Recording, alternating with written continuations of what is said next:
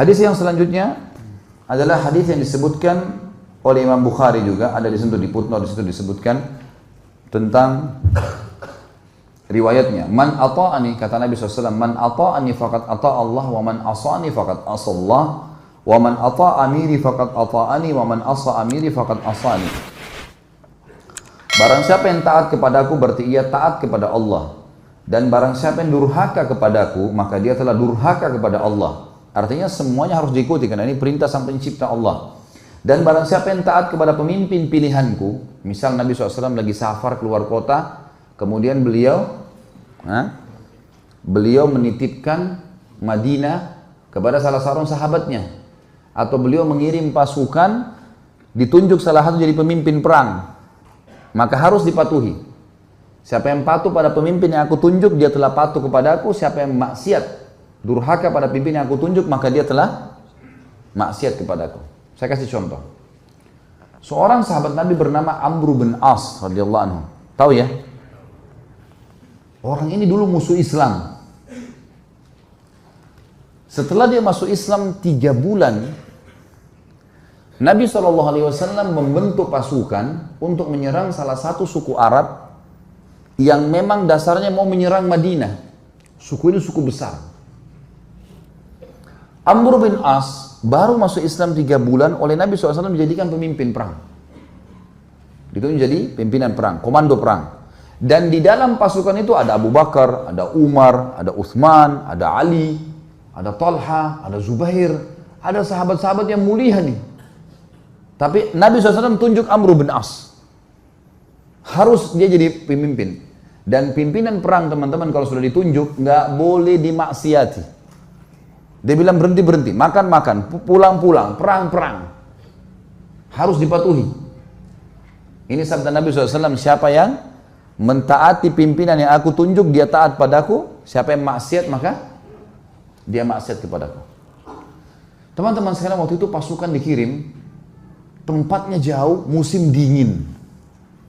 Zaman dulu orang kalau musim dingin hangatin diri, dan teman-teman kalau tahu, saya subhanallah waktu hadapin musim dingin di Madinah karena 7 tahun di sana.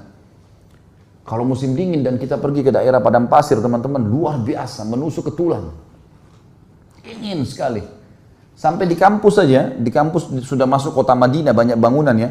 Itu kalau kami mau tidur, biasanya saya dulu pengalaman gitu sama teman-teman, selimutnya didudukin dulu. Hangatin dulu. Kalau enggak kayak ditusuk-tusuk sama pisau. Panas. Dingin sekali. Apalagi padang pasir nih, luar biasa. Waktu itu dingin sekali. Apa instruksinya Amr bin As? Jangan ada yang nyalakan api.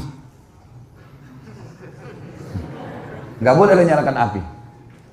Umar bin Khattab tahu, ini Amr bin As ini. Kalau bahasa kita anak kerucu nih.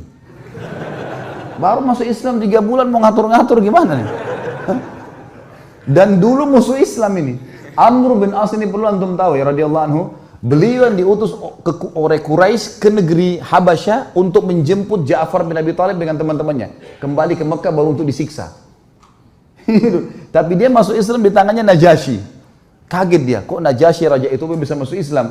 Akhirnya dia belajar, dia masuk Islam gara-gara itu.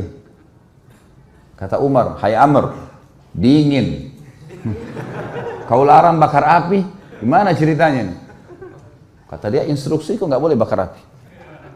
Coba bayangin, Umar bin Khattab ini 1 kali di box Amr ini bisa mati. Orangnya tinggi besar. Emosi Umar, tapi ditinggal. Ke Abu Bakar, ya Abu Bakar, Amr ini nggak, apa ini anak baru kemarin masuk Islam, sudah gini instruksinya gitu. Abu Bakar bijak. Hai Umar, Rasulullah SAW tidak menunjuk dia, sementara ada kau dan ada yang lain-lain kecuali memang dia yang paling pantas. Ikuti dia, berarti mengikuti Rasulullah SAW. Diam, sabar. Umar sabar. Besok pagi, menjelang subuh, pimpinan perang teman-teman, itu dia yang harus jadi imam. Gak boleh orang lain. Ada Abu Bakar, ada Umar, ada Uthman, ada Ali, ini penghafal Quran semua ini. Ulama besar, gak boleh, harus Amr jadi imam. Memang sudah begitu. Hukum syar'inya begitu. Subhanallah, Amr bin As mimpi junub. Iya, ini kisahnya begitu. Amr bin As mimpi junub. Waktu dia keluar, minta dia bawakan air oleh beberapa pasukannya, gitu kan. Umar tanya, kenapa Amr? Dia bilang, saya junub. Gitu kan. Kemudian waktu dia pegang air, dingin. Kata Amr, saya mau tayammum. Saya mau tayammum. Kata Umar, ada air, nggak bisa tayammum. Kata dia, saya mau tayammum. Ini masalah lain lagi nih. Tadi malam sudah buat orang kedinginan, sekarang ada air, mau tayammum. Ini orang baru masuk Islam, mu'allaf ini. Umar sudah jengkel nih. Abu Bakar lagi. Gimana nih Abu Bakar? Ingat. Ini utusan Rasulullah SAW. Jangan kau bantah. Baiklah. Jadi Amr bin As jadi imam mandi tayammum. Padahal ada air. Ini luar biasa. Ya. Sudah selesai sholat, kata Amr, saya takbir, serang. Takbir, serang. Memang ternyata pasukan ini, kelompok ini, ya, suku ini jumlahnya kalau mereka nyerang Madinah bisa mengalahin Madinah semuanya. Nanti kan kita tahu alasan-alasan Amr bin As dan bagaimana Nabi SAW membenarkan dia. Diseranglah, ternyata hanya dengan kalau tidak salah 300 orang pasukan berhasil mengalahkan suku itu. Dan Amr bin As mengatakan, ingat, setiap orang kalian harus berjalan sama temannya. Nggak boleh pisah. Bersebelahan terus, dia harus dampingi. Sekarang pilih teman masing-masing. Jadi dia 300 orang tuh pilih teman. Selalu berdekatan, serang musuh berdua, nggak boleh pisahin. Jangan tinggalkan temannya kalau dia masih belum selesai duel atau berperang. Itu instruksinya, karena ini malam, gelap. Baik, pergilah ke sana, perang, dan berhasil menang. Kocar kacir nih suku nih. Kocar kacir sukunya, lari semuanya. Para sahabat mengetahui mereka kocar kacir, dengan semangat serang, takbir, kejar. Kata Amr, tunggu. Jangan ada yang nyerang, San. Tunggu di sini. Umar balik lagi. Hai Amr, musuh udah kalah. Tinggal kita kejar, tebas nih. Nggak bisa, instruksi tunggu sini. Tidak boleh kejar musuh. Kumpulin ghanimah yang ada sekarang, pulang Madinah. Tentu sahabat-sahabat yang lain, yang didukung siapa kira-kira? Amr atau Umar? Umar. Karena mereka tahu siapa Umar gitu kan. Mereka juga tahu siapa Amr. Pikiran mereka ini Amr ini 3 bulan yang lalu perangin Islam. Ini musuh besarnya Islam ini dulu. Baiklah, pulang pasukan ke Madinah. Baru turun dari kuda, Umar langsung, ya Rasulullah, ini Amr buat begini. Tidak boleh nyalain api, kita lagi kedinginan. Malam-malam dia mandi junub, tidak pakai air, tayammum. Kemudian musuh kalah, kita dilarang pergi tangkap musuh. Padahal itu kan ghanimah. Musuh yang lari itu kalau ditangkap kan jadi hamba sahaya. Bisa diperjualbelikan. Lalu Nabi SAW tanya di depan mereka semua, hai Amr, keluhan sudah sampai kepadaku. Apa jawabanmu? Ya Rasulullah, pasukan suku yang kita serang ini adalah suku yang jumlahnya kalau semua berhasil menyerang Madinah keesokan harinya habis kita nih. Pasukan perang jumlahnya banyak.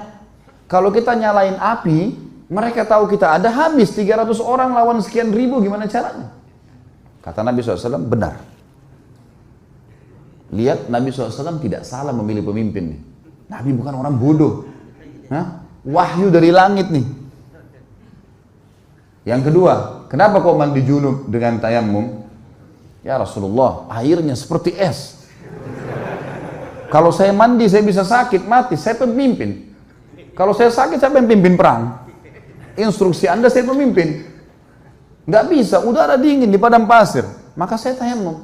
Kata Nabi SAW, kau benar. Umar yang tadinya marah, redam. Yang ketiga, kenapa kau biarin orang pergi, nggak ditangkapin? Ya Rasulullah, 300 orang. Lawan sekian ribu orang pasukan ini. Kalau kocar kacir pasukan saya, nyerang sana sini nangkap, kita akan dikalahkan pasti. Mereka bisa tahu jumlah kita, tapi kalau kita ngumpul kelihatannya banyak. Dan target kan ngalahin mereka. Mereka sekarang sudah takut dan mereka gelap tidak tahu jumlah pasukan kita. Ngapain kita nyerang-nyerang sana? Toh ganimanya sudah ada. Target sudah tercapai. Mereka kalah, nggak usah buru-buru itu. Kata Nabi SAW, kau benar. Abu Bakar balik ke Umar. Nah, sudah tahu?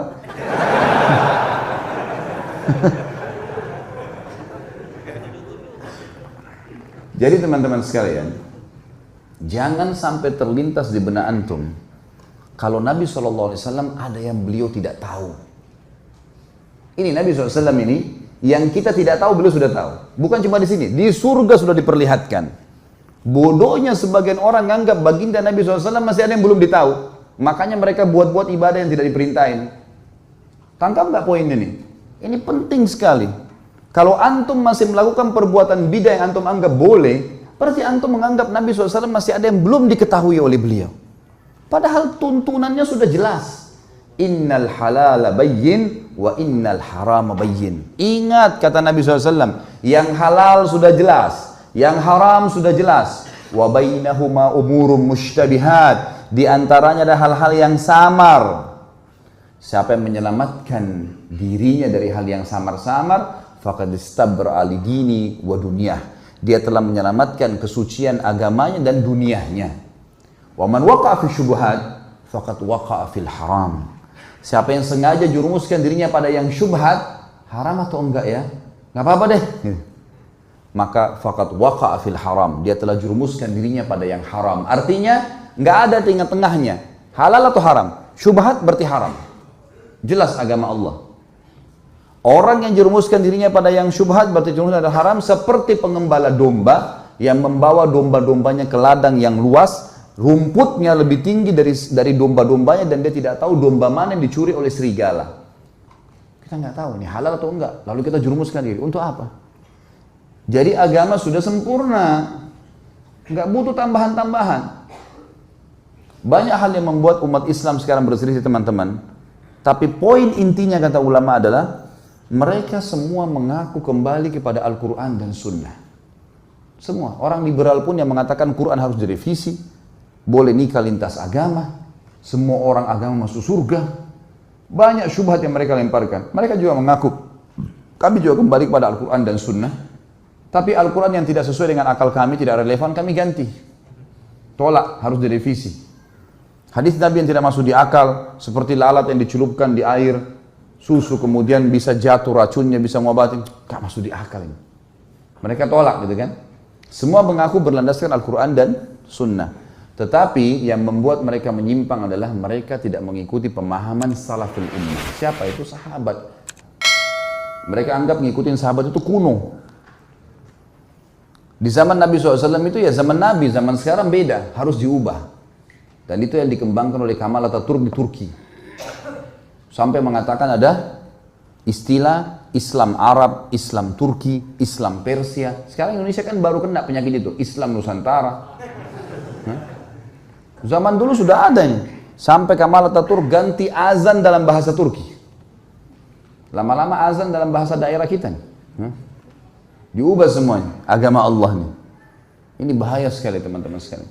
Makanya memahami Al-Quran dan Sunnah harus sesuai dengan pemahaman salaful ummah atau sahabat. Pegang baik-baik hadis ini teman-teman. Kalau ini antum jadikan pondasi hidup, pegangan hidup, antum akan selalu aman. Ini jaminan, tiket dari Nabi SAW untuk siapapun yang bersyahadat sampai hari kiamat. Kata beliau, Yahudi terpecah menjadi 71 golongan, Nasrani 72 dan umatku 73. Yang 73 yang dibahas. Semuanya lewat neraka dulu. Nanti masuk surga, tapi lewat neraka dulu. Dibersihin dulu dosa-dosanya. Kecuali satu. Semua kita bertanya siapa satu, sahabat juga bertanya Rasulullah siapa yang satu, masuk surga langsung tanpa hisab deh. Kata Nabi SAW, maka ana alaihi wa ashabi, yang mengikuti aku dan mengikuti sahabat-sahabatku. Inilah teman-teman yang dikumandangkan oleh teman-teman yang mendakwakan dakwah salafiyah dan dakwah sunnah di Indonesia, yang selalu dikatakan aliran sesat, aliran keras, wahabilah segala macam, padahal mengajak kepada perkataan para sahabat dalam memahami Al-Quran dan Sunnah. Karena nggak boleh sembarangan, Al-Quran turun pada zaman mereka. Nabi SAW sebutkan hadis zaman mereka.